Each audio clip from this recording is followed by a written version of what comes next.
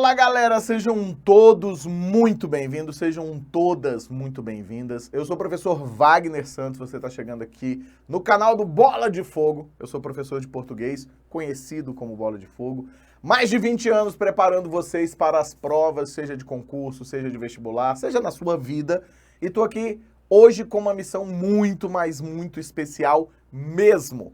Vamos resolver, ou começar a resolver, melhor dizendo, a prova de português do TJ São Paulo de 2023, a última prova aplicada, elaborada pela mesma banca de sempre, pela VUNESP, e trouxe a parte 1 dessa prova, porque é uma prova longa, a gente gosta muito, 24 questões de português. Então eu preferi separar em duas partes para facilitar aí a sua visualização, para que você possa, né, assistir de uma forma mais tranquila, não um vídeo lá de 900 horas, né, mas para que você possa assistir de uma forma mais tranquila. Então, estamos juntos, estamos misturados, é isso, e a gente vai cair para cima. Primeira parte hoje, segunda parte logo no canal, dependendo da hora que você estiver assistindo isso aqui, já vai estar lá para que você assista.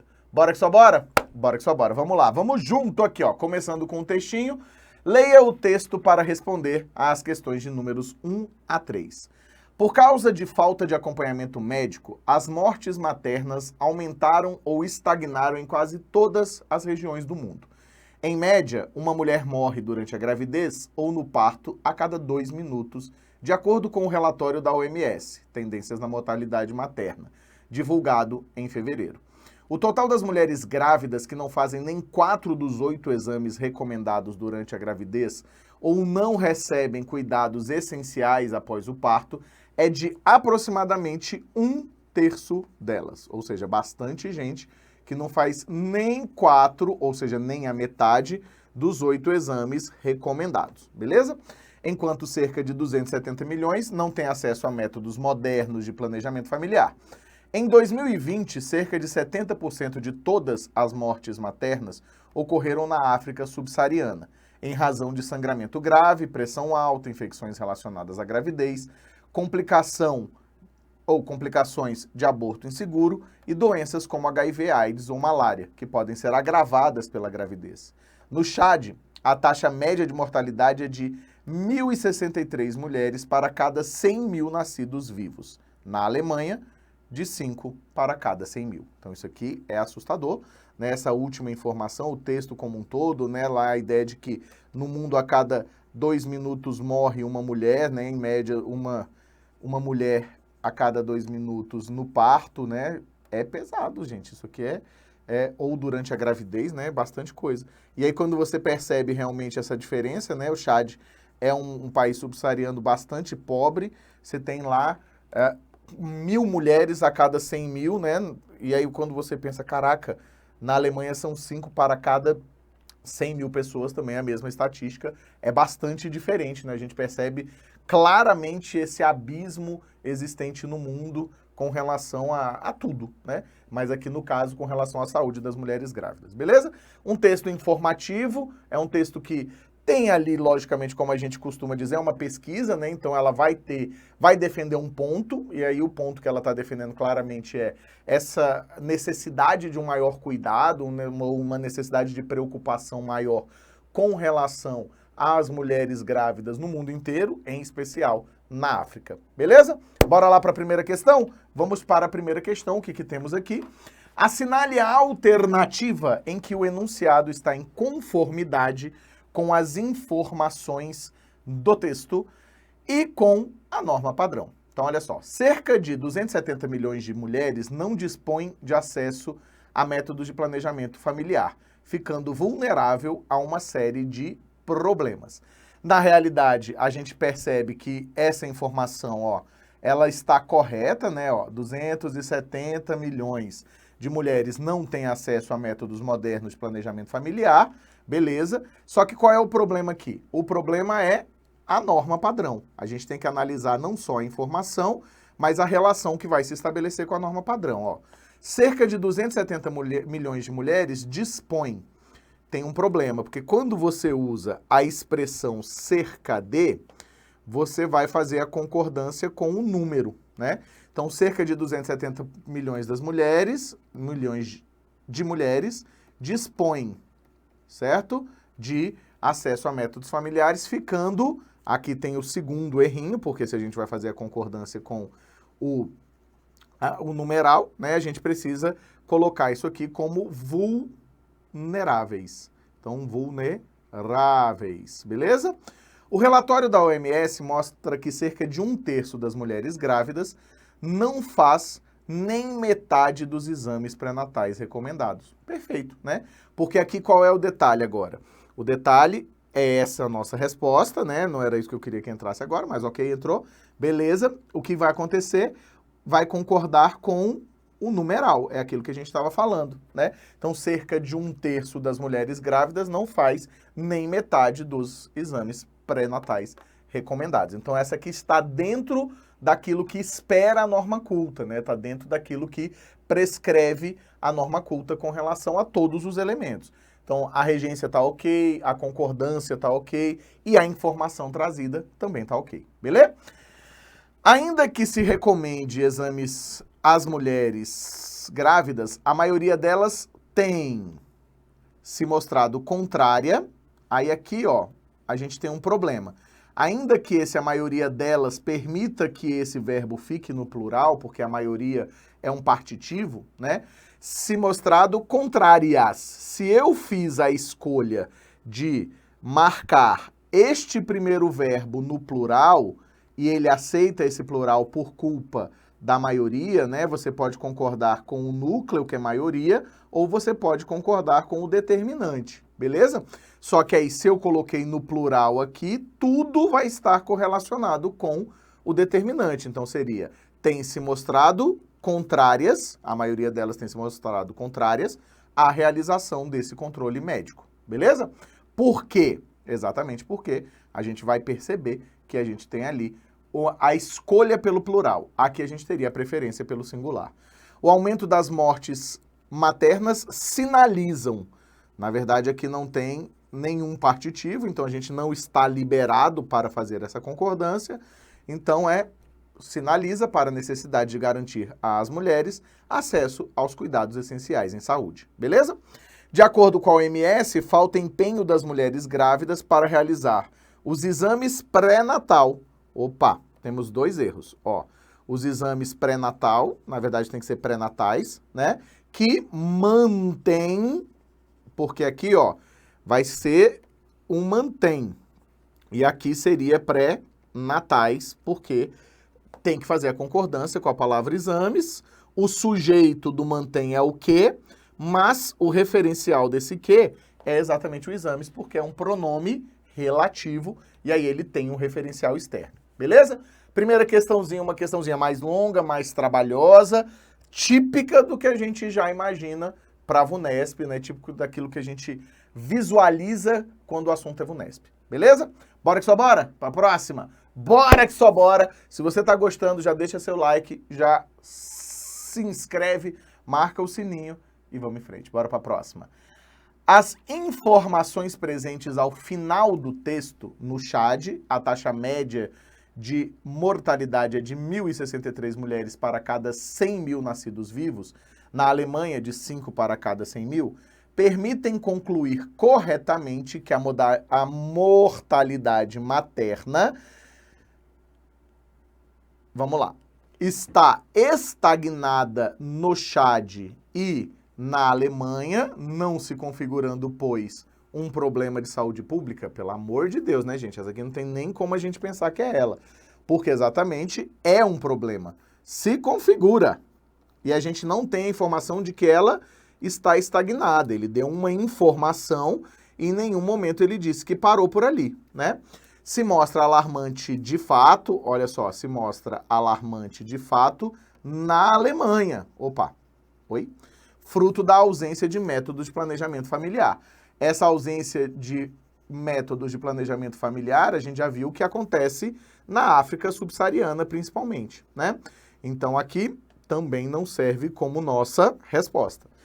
É uma realidade também presente em países desenvolvidos, porém, neles, a incidência de mortes é melhor. Opa! Olha que coisa interessante. Esta é a nossa resposta. Wagner, mas por que essa é a nossa resposta? Veja só. É uma realidade também presente nos países desenvolvidos? Sim, porque na Alemanha as pessoas morrem também durante a gravidez. Porém, neles, a incidência de mortes é menor. Você conseguiria, mesmo que você não concorde, fala, não, Wagner, eu não gostei disso aqui, porque eu achei que acabou mudando um pouco o foco do que queria, né? Porque, na verdade, o autor coloca essa informação para chamar a atenção para a realidade da África, e aí acaba virando o jogo. Ainda que eu concorde com você, o objetivo dele não era mostrar que na Alemanha também morriam pessoas, morriam grávidas, né? Ele queria mostrar que o desenvolvimento do país influencia na quantidade de mortes, né? Pensando dessa forma, beleza. Mas aquela informação nos leva a esse pensamento. Como assim? Se eu estou afirmando que morre no Chad e na Alemanha, nos dois morrem. Ok. Né? E é uma pena, claro. E aí ele vai dizer que a incidência é menor. Mas veja como não tem como ser nenhuma das outras, ó.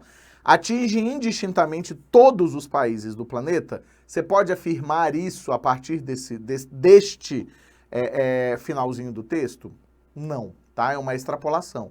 Sendo mais contundente nos países que são mais ricos, também não, né, gente? Então a gente não tem exatamente essa visão aqui. Essa alternativa fica realmente erradinha, né? Se distribui de forma irregular pelos países, ok, check. Sendo paradoxalmente menos severa nos países mais pobres, também não, né? A gente tem exatamente o contrário, é muito mais severa nos países mais pobres. Fechou? Pegou visão? Conseguiu entender? De boa? Massa. Questãozinha também de interpretação. A outra era uma mescla, né, de interpretação com norma culta, que é bem típico da VUNESP também. E agora a gente tem aqui o quê?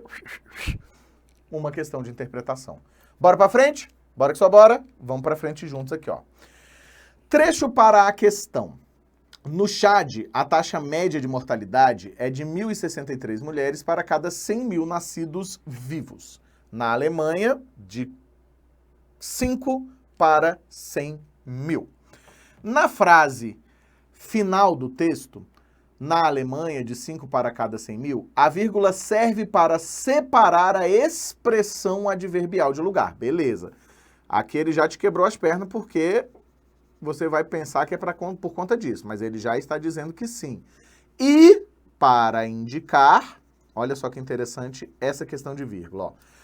A separação de termos em enumeração? Não, nós não temos uma enumeração aqui. Uma enumeração seria se eu dissesse na Alemanha, no Chad, no Brasil e no Egito. É o tchan no Egito. O que acontece? Ó, essa vírgula separa a enumeração, beleza. Mas aqui eu não tenho nenhuma enumeração, né? Retificação de informação prévia? Não.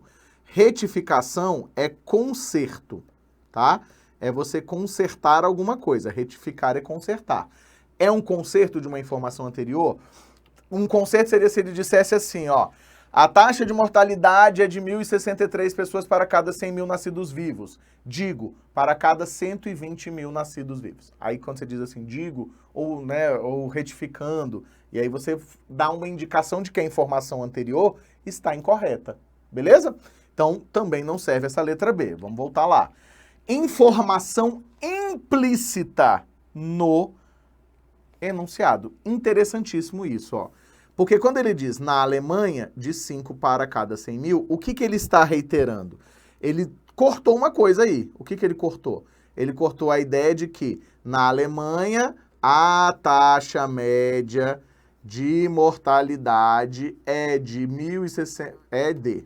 Então ele veio até aqui, ó. Ele cortou esse trecho. A média de mortalidade é.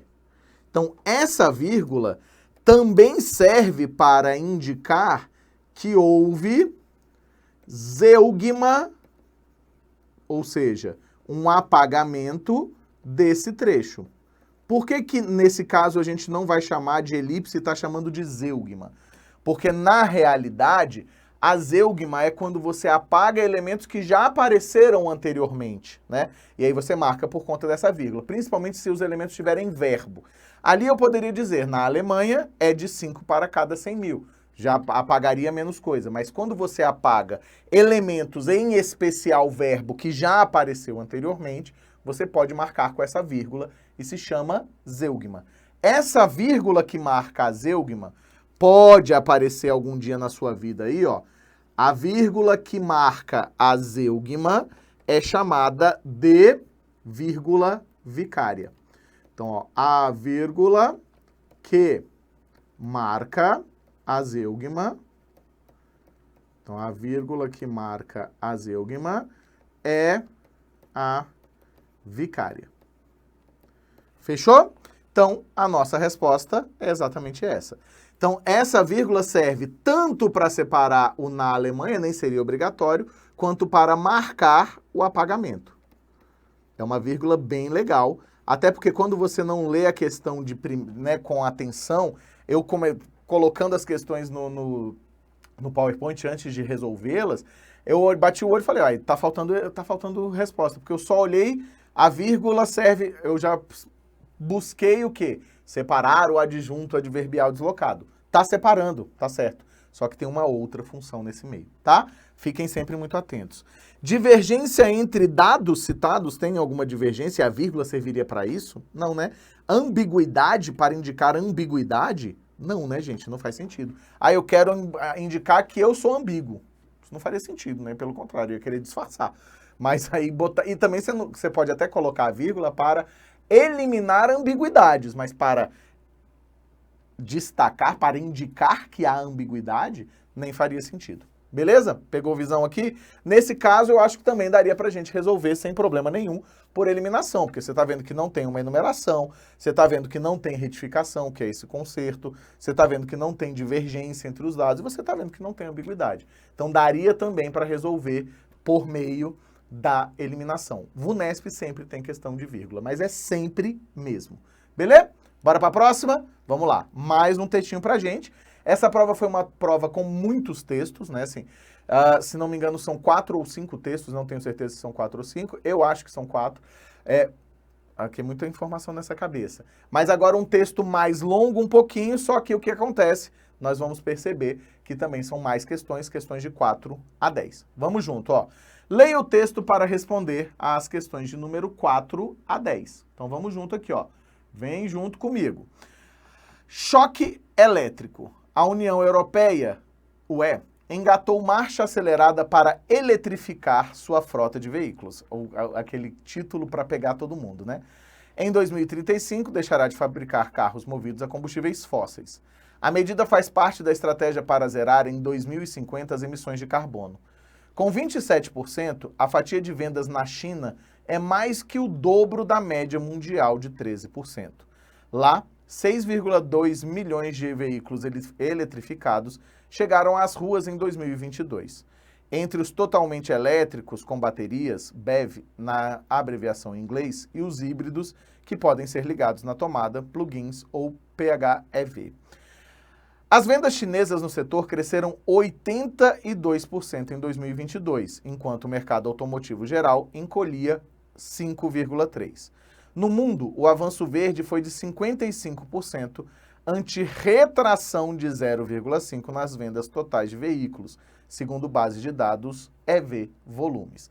Então aqui a gente já tem algumas informações, né? Aquele título que parecia que ia falar sobre alguém levando um choque, mas é o choque dos dados, né? Assim, e aí a gente percebe o quanto é díspare com relação o mundo, com relação, por exemplo, à China e com relação à própria União Europeia, né, que a gente está vendo que tem uma preocupação muito grande com a eliminação dos carros movidos a combustíveis fósseis, enquanto em outros lugares esse incentivo permanece, né?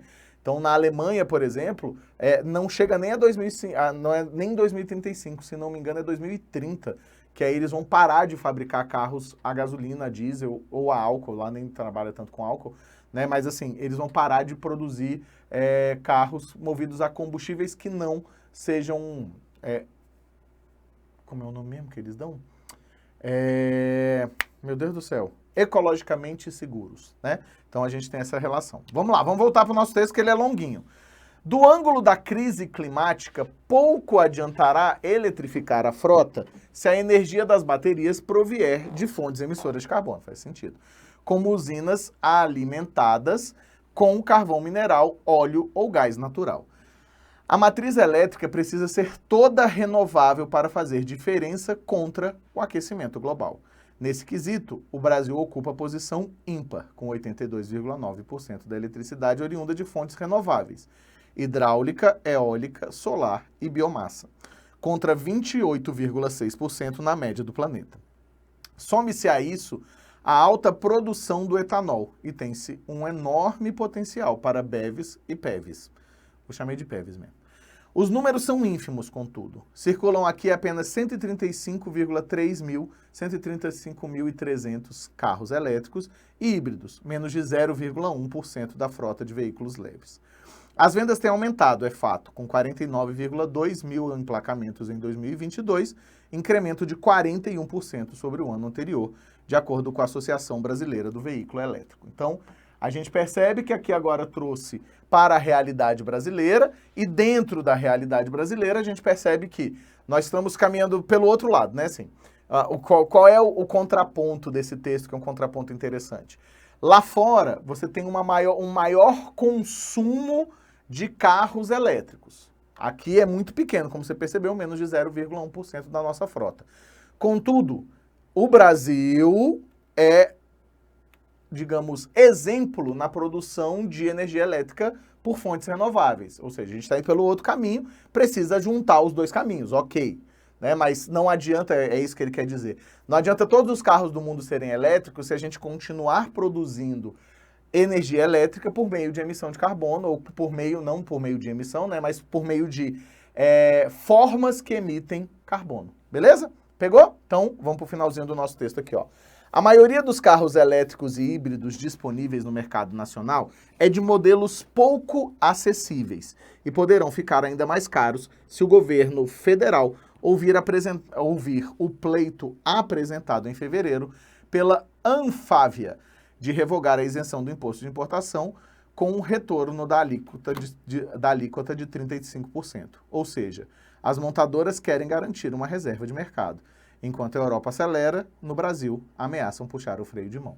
É o lobby, galera, é o lobby das empresas, né? É o lobby das montadoras. O que ele quer dizer aqui nesse final? Que as montadoras estão pedindo, fazendo lobby, exatamente para que o governo tire o subsídio que é dado à importação de carros elétricos, exatamente porque eles querem continuar vendendo os carros produzidos por eles, que não são os elétricos, né? No máximo, uns híbridozinhos.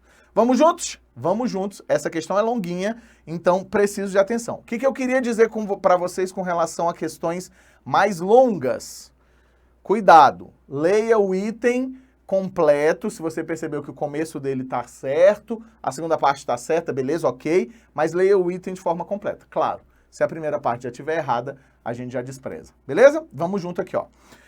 As informações do texto permitem concluir, então, ó, as informações do texto permitem concluir corretamente que o Brasil reúne condições favoráveis para a implementação de uma frota automobilística com veículos elétricos e híbridos. Perfeito.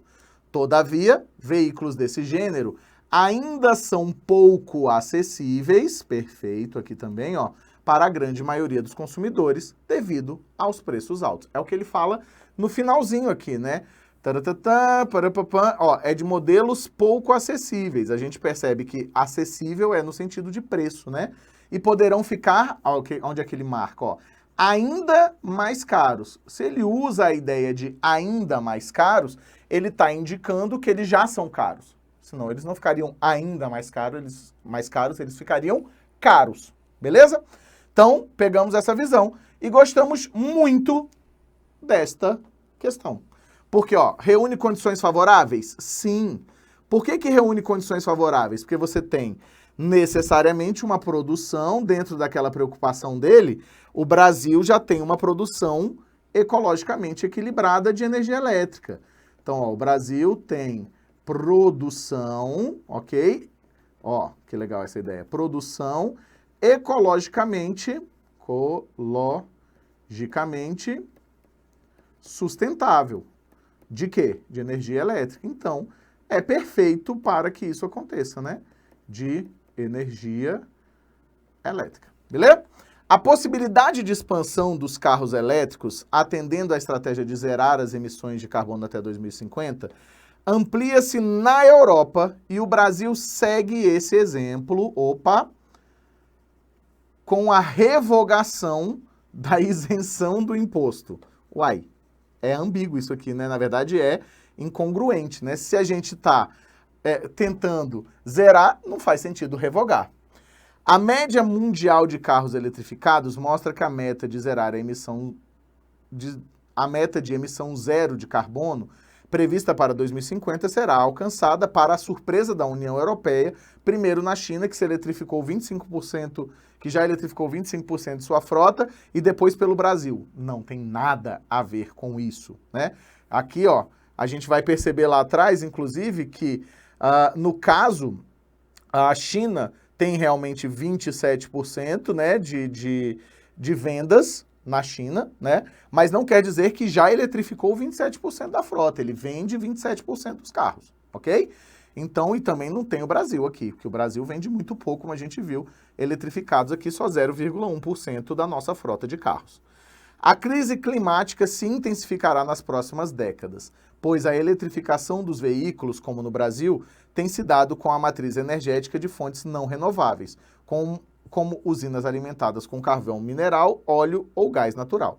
Também não, né, principalmente por esse como no Brasil, porque ele vai mostrar exatamente que o Brasil está à frente nessa posição de produção de energia elétrica por fontes renováveis, né? Então a gente vai perceber que ele está à frente, então temos um problema aqui, né? Como assim? Aqui a gente tem fontes renováveis e também ele não está dizendo que vai piorar, ele está dizendo que é uma possibilidade, ok? A eletrificação dos carros é uma realidade incontestável na União Europeia e na China, perfeito. Mas ainda está distante do cotidiano brasileiro, no qual a frota de veículos leves eletrificados e híbridos é pequena e as vendas estão estagnadas. Aqui, ó, é o item para pegar você. Se você só leu até aqui, ó, você colocou esse item como verdadeiro. Porque realmente, né, assim, está distante da nossa realidade? Muito. Mas olha o que ele afirma no final. As vendas estão estagnadas desde 2022. Não estão. As vendas estão crescendo. Elas a cada dia crescem. Fechou, meus jovens? Pegaram visão? Vamos passar para a próxima? Vamos passar para a próxima, porque senão a gente vai ficar aqui o dia todo. Vamos junto, ó. Não tenho problema de ficar o dia todo com vocês, mas, né, é muita questão, meus jovens. Assinale a alternativa em que há termo empregado em sentido figurado nas duas passagens transcritas do texto. Então, aqui neste caso em específico, o que essa criatura quer da gente? Ó, sentido figurado, ou seja, uso da conotação. Fechou? Então, eu quero o uso da conotação. Lá, 6,2 milhões de veículos eletrificados chegaram às ruas em 2022. Já não serve pra gente porque esse primeiro item não tem nada. A maioria dos carros elétricos e híbridos disponíveis no mercado nacional é de modelos pouco acessíveis. Só linguagem, aqui só denotação. Só denotação, tá? Com 27% do mercado, a fatia de vendas na China é mais que o dobro na média mundial de 13%. A gente poderia dizer que essa fatia aqui, ó, de vendas, poderia até ser uma linguagem figurada. Eu acho muito fraca. Mas, de qualquer forma, ó, de revogar a isenção de imposto com retorno da alíquota, não tem. Então, resolveu nossa vida. As vendas no setor... As vendas chinesas no setor cresceram 82% em 2022, enquanto o mercado automotivo geral encolhia 5,3%. Opa! Aqui temos, hein? Aqui temos a ideia do encolhia. Beleza? As vendas têm aumentado, é fato, com 49,2 mil emplacamentos em 2022. Não faz sentido. Não tem nada que seja figurado. Aqui tem, ó, vamos junto, aqui vai ter, gente, é essa, ó. A União Europeia engatou marcha acelerada. Olha a conotação aqui, olha a metáfora. Aqui eu tenho uma super metaforona, né? Eu vou botar aqui mais para cima, porque vai entrar aqui o negocinho, ó. Então, aqui uma metáfora. E, olha na próxima. No próximo, ó. Enquanto a Europa acelera, no Brasil ameaçam puxar o freio de mão. Outra boa metáfora, né? E é a metáfora exatamente, duas metáforas, como eles pedem pra gente. Logo, nossa respostinha, letra D, de domingo quero te encontrar. No mundo, o avanço verde, aqui eu tenho, ó, avanço verde foi de 55%, anti-retração, pipipipopopó. A matriz elétrica precisa ser toda renovável para fazer diferença contra o aquecimento global. Não faz sentido, né? Tudo denotação ali também. Beleza? Então, no primeiro a gente teria aqui, linguagem figurada é sempre muito importante e é uma das aulas presentes neste canalzinho que vos fala, que se você está curtindo esse vídeo já, né, já deixa o seu like, já nos segue e já marca o sininho para receber aí as o quê? Notificações deste canal voltado para você. Aqui o objetivo é você. O meu objetivo aqui é fazer você aprender português de forma descomplicada. Bora junto e misturado, bora junto e misturado. Vamos lá? Bora que só bora, vamos lá. O último parágrafo do texto deixa claro que Brasil e União Europeia investem na eletrificação de veículos ao contrário dos chineses. Não, né, gente? Os chineses estão na frente dessa corrida, né? Então aqui, ó, não é ao contrário dos chineses. União Europeia e China ambicionam conquistar as fontes renováveis de energia brasileira. Em nenhum momento aqui não, mais para frente. Aqui, ó. Em nenhum momento ele fala isso, né? Não tem nada disso. China descarta o Brasil como grande aliado. Olha que maluquice, gente.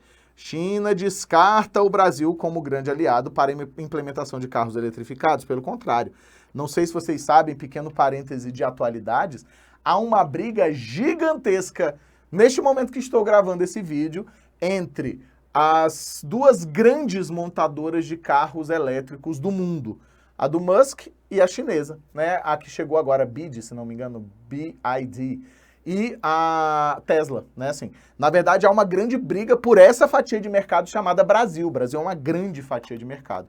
Então, pelo contrário, a China não quer, a China quer vender aqui, inclusive tem crescido muito nesse último ano de 2023 e agora em 2024, a quantidade de veículos vendidos dessa empresa chinesa, né, que traz aí os carros, que agora tem uma modificação muito doida. Eu tô aqui falando porque é atualidade, né? Você consegue, antigamente você precisava refazer a parte elétrica da casa, né? Esse carro chinês você liga na tomada normal, assim, tomada 3 pinos, você coloca lá e o carro carrega. E tem uma autonomia legal. Não vou comprar porque eu sou pobre, tá, gente? União Europeia e Brasil enfrentam os mesmos problemas para a eletrificação dos carros? Não, né? Não. Mas olha essa letra E. O Brasil e a União Europeia agem diferente, perfeito, né? Agem de forma diferente quanto à ampliação da frota de veículos eletrificados. Perfeito. Ele vai deixar isso muito claro, né? Assim, ele quer mostrar o quê? Que o Brasil é um país com grande potencial de uma frota sustentável ambientalmente falando, mas não tem esse incentivo, porque o carro é muito caro, tudo é muito caro. Beleza? Bora pra frente? Vem junto? Vamos junto? Bora lá. Considere as passagens. E aqui não ficaram destacados os trechinhos, mas calma. Considere as passagens. Nesse quesito, o Brasil ocupa a posição ímpar. Aqui é a palavra ímpar, tá? Lá no documentinho que eu coloquei para vocês está destacado, ó. Ímpar. Com 82,9% da eletricidade oriunda de fontes renováveis. Os números são ínfimos. Essa é a segunda palavra, ok? Segunda palavra destacada. Se o governo federal ouvir o pleito apresentado, ó, pleito é a próxima palavra, apresentado em fevereiro pela Anfeva, de revogar. São essas as 4 palavras aqui. A gente acha, se eu decorei, não, gente, mas é por conta das opções de de resposta. Vamos lá. Os termos destacados significam correta e respectivamente. Posição ímpar. Posição ímpar é uma posição de destaque, tá?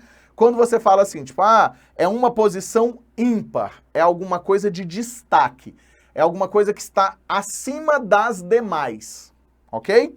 Então, posição ímpar poderia ser elementar? Não. Única? Ok, mas mesmo assim fraquinha. Extraordinária? Também. Excepcional também, beleza. Os números são ínfimos. Ilimitados? Não. Insignificantes? Ok. Incomensuráveis, ou seja, eles não podem ser medidos? Não, são pequenos, né? Ínfimo é pequeno. Limitados, ok. Inexpressivos, ok. Pronto, já eliminamos mais uma, ó. Eliminamos a letra A e eliminamos a letra C. Se o governo federal ouvir o pleito, olha só o contexto, ouvir o pleito, ou seja, o pedido, a demanda, a própria exigência poderia ser, tá? Então a gente tem aqui o quê, ó? Combinação? Não. Demanda? Check. Exigência? Também não serviria, a gente já eliminou essa. Distrato? Não é o distrato, tá? Distrato é destratar alguma coisa. Então, já tiramos, ficamos entre B e E. Anseio, ok. Agora, quem vai definir é a última palavrinha aqui, ó. Se o governo apresenta pela Anfeva de revogar, quando você revoga, você implanta? Não. Você cancela. Por isso que a nossa respostinha é letra B de Bosque. Essa aqui até que era tranquila. Talvez eu acho que só essa ímpar que daria um pouquinho mais de dúvida com relação a essas possibilidades aí de pensar, né? Assim, a gente conseguiria, por exemplo, de qualquer forma a gente teria que resolver todas, não tinha jeito, tá? Ou se a gente resolvesse de trás para frente, talvez resolvesse mais rápido, mas isso é assunto para uma outra aula. Vou dar uma aula para vocês ensinando como resolver a prova de forma mais rápida, né? Assim, nesse tipo de questão que você tem que marcar vários elementos, beleza? Focada na VUNESP. Vamos ter um momento TJ na nossa vida, ok? Pegou visão? Bora que só bora. Vamos junto, ó. Nas passagens, a medida faz parte da estratégia para zerar em 2050 as emissões de carbono. Então a gente já percebe que a gente vai ter que analisar conectivos, né? Se a energia das baterias provier de fontes emissoras de carbono, como usinas alimentadas com carvão natural, óleo ou gás natural, os termos destacados estabelecem correta e respectivamente relações de sentido D. Faz parte da estratégia para zerar. Você vai pensar qual é a ideia? Com qual objetivo? Ok? Então, ó, com qual objetivo? De zerar. Fechou? Pegou? Então, ó, objetivo de zerar. Então, não é consequência, não é condição, não é consequência, ou seja, é finalidade. Agora, ou vai ser... E aqui você resolveria se você quisesse pela lógica, tá? Se a energia das baterias provier de fontes emissoras de carbono, como usinas. É exemplificação, não poderia ser condição. Essa aqui é uma coisa que eu gosto sempre de dizer. O como é usado comumente... Opa, não foi piada, hein, gente? Comumente, como causa, exemplificação, comparação, que a gente poderia até dizer que se aproxima muito da exemplificação, e conformidade, tá? Se você quiser, já guarda isso aí. Essa é uma das aulas que eu gosto muito de dar, mas muito mesmo. Exemplificação, comparação ou conformação. Conformidade, no caso. Beleza? Então aqui a gente conseguia matar até pela segunda, né? Mas a gente teria que analisar a primeira. Normalmente a VUNESP é mais difícil de fazer questão, que você mata resolvendo poucas... tem 3, se eu resolver uma, já tá. A VUNESP é uma banca muito certinha. É uma banca que faz provas muito redondinhas, né, assim. Acho as provas da VUNESP boa, gosto. Da parte portuguesa eu gosto bastante, porque eles são capazes de mexer com vários assuntos ao mesmo tempo, eles mesclam muitas coisas, né? E eles trazem questões bem elaboradas na maior parte das vezes. Fechou? Bora que só bora? Questão número 9. Estamos quase terminando, hein, gente? Segura comigo mais um pouquinho. Se segurou até agora, dá os seus likes. Na passagem do segundo parágrafo, lá, 6,2 milhões de veículos eletrificados chegaram às ruas em 2022, o sinal indicativo de crase mantém-se, olha só, o sinal indicativo de crase mantém-se se a forma verbal destacada for substituída por, então olha só, se eu trocar circularam as ruas, não, né? Porque aqui, ó, circularam nas ruas. Foram às ruas, perfeito, né? Foram por quê? Às ruas, até porque você vai lembrar, ó, estava falando disso ontem no outro vídeo que eu estava gravando. Verbo chegar e o verbo ir, que são verbos essencialmente de movimento, eles são classificados como verbos intransitivos. Então, são verbos intransitivos. É muito doido isso, né? Mas eles vão ser sempre complementados, ainda que sejam intransitivos, por adjuntos adverbiais de lugar. E esses adjuntos adverbiais de lugar aqui, ó, neste caso em específico, regem a preposição a. Ou melhor dizendo, né? Esses verbos aqui regem a preposição a. São os verbos que regem, tá, gente? Desculpa. A preposição a. Então, aqui é o verbo ir. Espalharam-se pelas ruas, não seria as ruas, né? Então, ó, a questão aqui é crase, essa é uma questão de crase, questão boa, barra regência. Porque não é saber se a crase está correta, ela é muito mais de regência do que de crase. Tomaram as ruas, conquistaram as ruas. Porque aqui, ó, eu tenho VTI, aqui eu tenho VTI e aqui eu tenho VTD. Este é VI.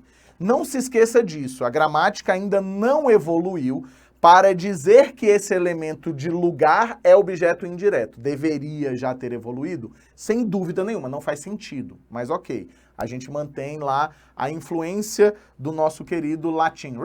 Beleza? Eu sempre vou fazer isso para vocês. Vamos junto aqui agora, ó. Assinale a alternativa em que, ou que atende, a norma padrão de concordância verbal. As vendas de carros elétricos e híbridos aumentaram no Brasil. Perfeito. Esse aqui está check. Mas os preços desses veículos ainda mantêm, perfeito, poucos deles em circulação nas ruas do país. Perfeito, perfeito. Essa é a nossa resposta. Lembrando sempre que os verbos ter e vir mantiveram aqueles acentinhos, ó. Ele tem, isso vale para os verbos que forem derivados também. Então, ó, ele tem, eles têm. Ele vem, eles vêm. Certo? Não se esqueça disso.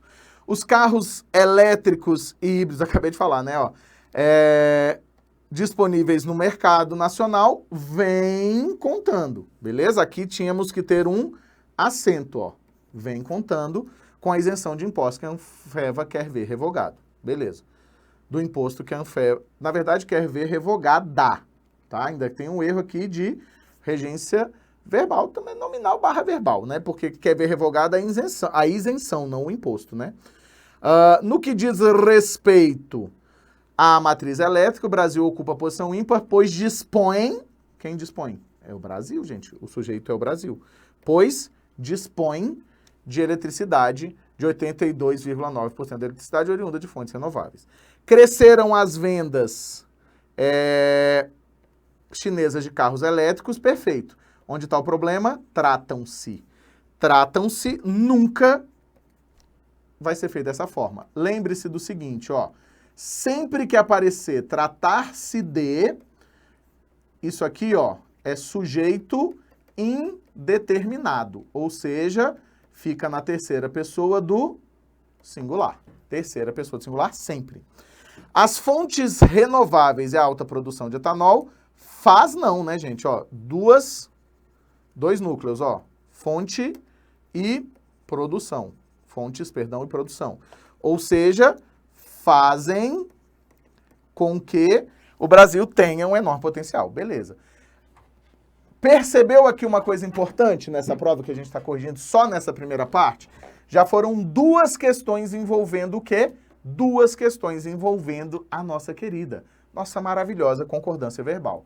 Então, já fica atento em concordância verbal na preparação para a VUNESP. VUNESP gosta disso, beleza? Bora que só bora? Vamos junto. Aqui, ó, o coração agora bateu acelerado, porque é o quê? Machadinho. Leia o texto para responder às questões de número 11 a 19, né? A gente vai resolver só a 11 e a 12, depois eu volto com esse texto para a segunda parte, beleza? José Dias tratava-me com extremos de mãe e atenções de servo. A primeira coisa que consegui, logo que comecei a andar fora, foi dispersar-me o pajem. Fez-se pajem, ia comigo à rua, cuidava dos meus arranjos em casa, dos meus livros, dos meus sapatos, da minha higiene e da minha prosódia. Aos 8 anos, os meus plurais careciam alguma vez de desinência exata. Ele a corrigia, meio sério para dar autoridade à lição, meio risonho para obter o perdão da emenda. Ajudava assim o mestre de primeiras letras. Mais tarde, quando o padre Cabral me ensinava latim, doutrina e história sagrada, ele assistia às lições, fazia reflexões eclesiásticas e, no fim, perguntava ao padre: não é verdade que o nosso jovem amigo caminha depressa? Chamava-me um prodígio. Dizia a minha mãe ter conhecido outrora meninos muito inteligentes, mas que eu excedia a todos esses. Sem contar que, para minha idade, possuía já certo número de qualidades morais sólidas. Eu, posto não avaliasse todo o valor desse outro elogio, gostava do elogio. Era um elogio. Ah, beleza? Pegou aqui visão? Machado de Assis, Dom Casmurro, né? Esse aqui é um trecho extremamente interessante, porque é o momento em que o Bentinho, na verdade o Dom Casmurro, que é ele que está narrando o texto, né? Ele vai analisar quem era o José Dias. O José Dias era um agregado da casa do Bentinho e que fazia essas coisas, assim, ele era um agregado meio puxa-saco, meio servo, ou seja, ele fazia alguns serviços para a mãe dele, ia ali jogando, né? Tinha algumas coisas interessantes nessa caminhada. Então, é bem interessante a gente perceber algumas coisas aqui. Vamos lá. No contexto em que são empregadas as passagens, aos 8 anos os meus plurais careciam alguma vez da desinência errada. Beleza. Quando ele fala careciam da desinência errada, ele está querendo dizer que quando ele tinha 8 anos, ele não fazia todos os plurais conforme a norma culta determina, né? Ou seja, ele errava segundo a norma. Então, errava a conjugação dos verbos, certo? Então, ó, errava a conjugação dos verbinhos. Fechou. E não é verdade que o nosso jovem amigo caminha depressa? Permitem correta e respectivamente as interpretações. O narrador cometeu erros de concordância por 8 anos. O problema está aqui, ó. Por 8 anos? Não, né? Ele não diz isso, ok? José Dias se incomodava com o desenvolvimento cognitivo lento. Uai, caminha depressa e é lento? Né? Não faz sentido, ok? Então, fuem. O narrador confundia-se com a concordância das palavras aos 8 anos. Perfeito. José Dias divergia do padre Cabral quanto aos avanços na aprendizagem. Não divergia, né? Ele não tem indicação de que o padre dizia que o menino não crescia rapidamente, né?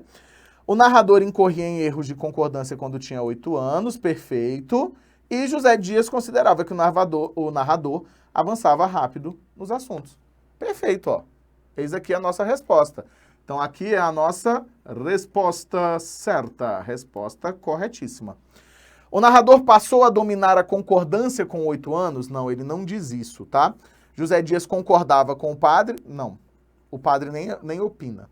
O narrador passou a cometer erros de concordância aos 8 anos? Também não. José Dias tinha dúvidas? Não, pelo contrário, ele dizia, olha como ele é bom, né?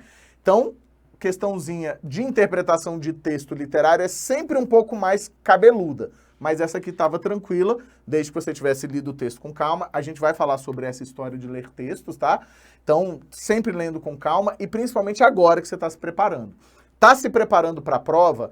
A leitura que eu quero de você é calma. Eu não quero você resolvendo prova, correndo, desesperado, resolvendo exercício como se fosse na hora da prova. Vamos, eu tenho que resolver rápido. Não. isso aí você vai deixar só para os simulados, isso aí você vai deixar só para os momentos em que você determinar, vou treinar para a prova. Porque senão você acaba atrapalhando a aprendizagem. E esse momento é o momento que eu preciso que você leia os textos de forma calma, até para melhorar seu vocabulário, melhorar sua ortografia. Fechou? Bora para a última questão deste vídeo. Na passagem, eu posto não avaliasse todo o valor deste elogio, gostava do elogio. Era um elogio, tá? O termo destacado estabelece entre as orações, ó, eu, uma vez que não avaliasse todo gostava, não faz sentido. Não faz sentido ser a causa, tá? O que ele quer dizer aqui, ó? Eu não avaliava todo o valor desse elogio, mas gostava dele. Ou seja, eu tenho uma relação de concessão.